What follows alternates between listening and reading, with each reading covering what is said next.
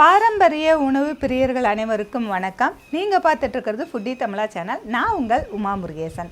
இன்றைக்கி நம்ம இந்த வீடியோவில் என்ன செய்ய போகிறோன்னு பார்த்தீங்கன்னா, சிக்கன் மசாலா எப்படி செய்யறது நம்ம பார்க்க போகிறோம். ஏற்கனவே நம்மளுடைய சேனலில் நிறைய மசாலா ஐட்டங்கள், சாம்பார் பொடியிலேருந்து கறி மசாலாலேருந்து ஃபிஷ் ஃப்ரை மசாலா, இந்த மாதிரி நிறைய மசாலா ஐட்டங்கள் நம்ம வீடியோ அப்லோட் பண்ணியிருக்கோம். அந்த வரிசையில் இன்றைக்கி சிக்கன் மசாலா எப்படி நம்ம வறுத்து அரைச்சி வைக்கிற ஸ்டோர் பண்ணுறதுங்கிறது ஃபுல் அண்ட் ஃபுல்லாக இந்த வீடியோவில் சொல்லியிருக்கேன். வீடியோவை கடைசி வரைக்கும் பாருங்கள். ஃபுட்டி தமிழா சேனலுக்கு சப்ஸ்கிரைப் பண்ணலைன்னா சப்ஸ்கிரைப் பண்ணிக்கோங்க. வாங்க வீடியோக்குள்ளே போகலாம். வீட்டு முறையில் தயாரிக்கப்பட்ட அனைத்து மசாலா பொருட்களும் ஃபுட்டி தமிழா சேனல் மூலமாக நானே என் கைப்பட வறுத்து தரமாகவும் சுவையாகவும் நான் கொடுத்துட்ருக்கிறேன். இது சாம்பார் பொடி, ரசப்பொடி உட்பட 10 வகையான மசாலா பொடிகள் நான் கொடுத்துட்ருக்கிறேன். இது தேவைப்படுறவங்க கீழே இருக்க காண்டாக்ட் நம்பருக்கு வாட்ஸ்அப் மூலம் வாட்ஸ்அப் பண்ணுங்கள். ஆல் ஓவர் இந்தியா நம்ம கொரியர் மூலமாக அனுப்பி வைக்க முடியும். சிக்கன் மசாலா பொடி செய்ய தேவையான பொருட்கள்: 1.5 கிலோ கொத்தமல்லி, 1/2 கிலோ வரமிளகாய், 150 கிராம் சோம்பு,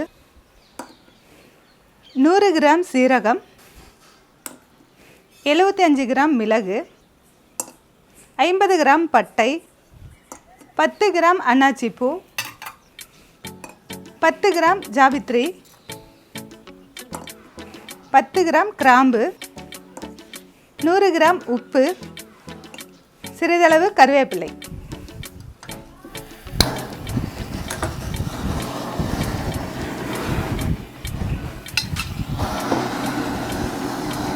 இப்போ நம்ம சிக்கன் மசாலா பொடி செய்யறதுக்கு நம்ம ஃபஸ்ட்டு சோம்பு எடுத்து வறுத்துக்கலாம். சோம்பு வாசனை வர வரைக்கும் வறுத்துக்கலாம்.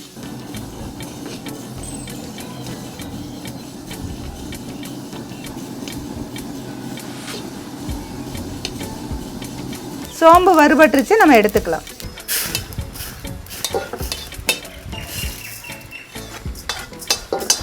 அடுத்தது எடுத்து வச்சிருக்க சீரகம் வறுத்துக்கலாம்.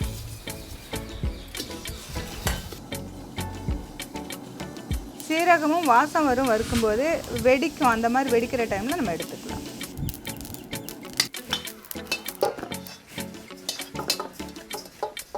அடுத்தது எடுத்து வச்சிருக்க மிளகு வறுத்துக்கலாம். மிளகும் பார்த்திங்கன்னா வறுக்கும்போது வெடிக்கும். அந்த மாதிரி வெடிக்கும்போது நம்ம எடுத்துக்கலாம்.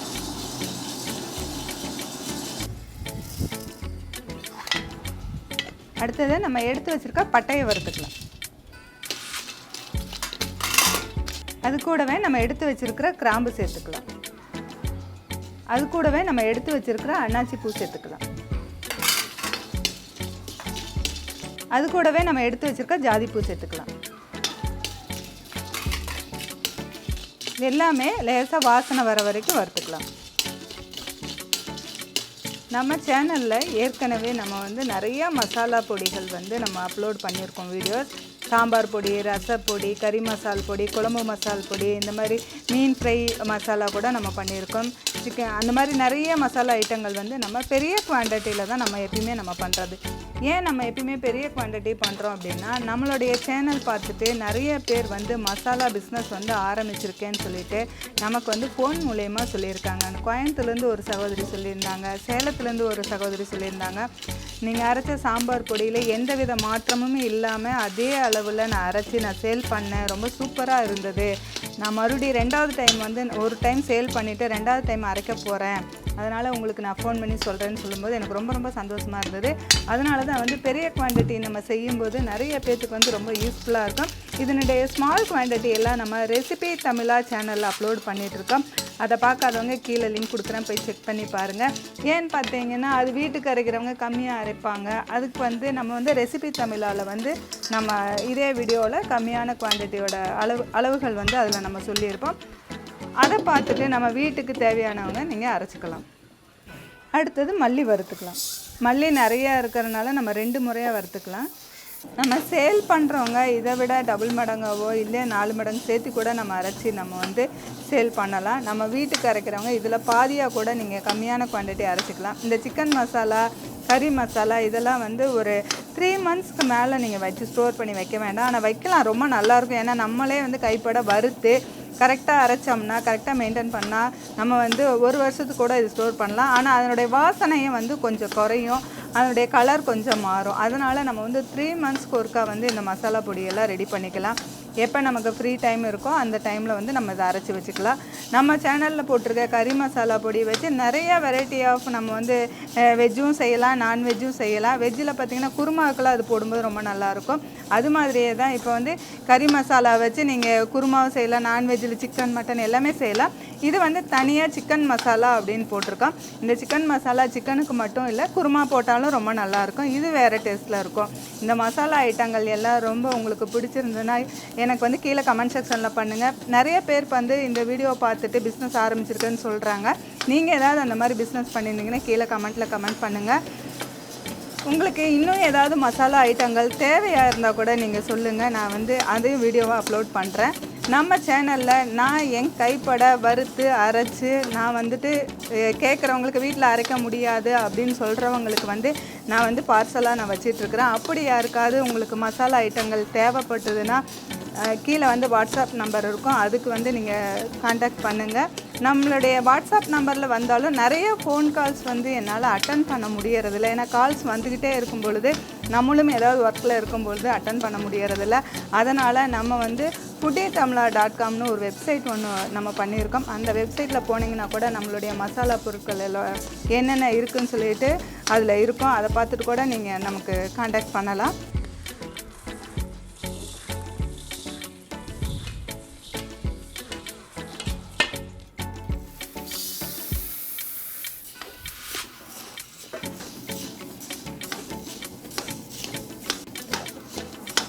நான் எப்பயுமே வறுத்துட்டு நல்லா வெயிலில் நல்லா காய வச்சுட்டு தான் அரைப்பேன். அது நல்லா நைஸாக கிடைக்கும். வறுக்கிறதுலேயும் நல்லாயிருக்கும், அதுவும் காய வச்சா நல்லாயிருக்கும். இப்போ கிளைமேட் வந்து கொஞ்சம் ஜில்லுன்னு இருக்குது, மழை வர மாதிரியே இருக்குது. அதனால் வந்துட்டு நம்ம வறுத்துட்டு 1 நாள் 2 நாள் நம்ம இருக்கிற வெயிலில் காய வச்சுட்டு அப்புறம் தான் நான் அரைச்சி குடிக்கிறேன். எப்பயுமே வந்து அப்பப்போ வறுத்து தான் அரைச்சி கொடுக்குறேன். அதனாலேயே கொஞ்சம் ஒரு 2 நாள் ஆயிடுது நமக்கு.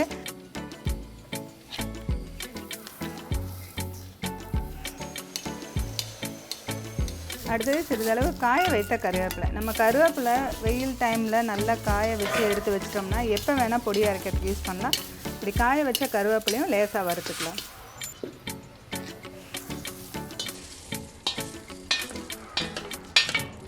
அடுத்தது எடுத்து வச்சுருக்க கல்லுப்பு சேர்த்துக்கலாம். அந்த கல்லுப்பூவோடவே நம்ம எடுத்து வச்சுருக்க வரமிளகாய் சேர்த்து வறுத்துக்கலாம்.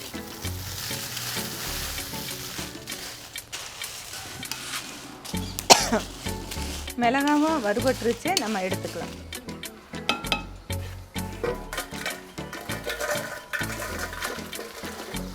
இப்போ சிக்கன் மசாலாவுக்கு எல்லாமே நம்ம வறுத்தாச்சு. இது நல்லா சூடு ஆறுனதுக்கப்புறம் இதை வந்து நம்ம வெயிலில் காய வச்சுட்டு நம்ம மிஷினில் கொடுத்து நல்லா அரைச்சி எடுத்துகிட்டு வரலாம்.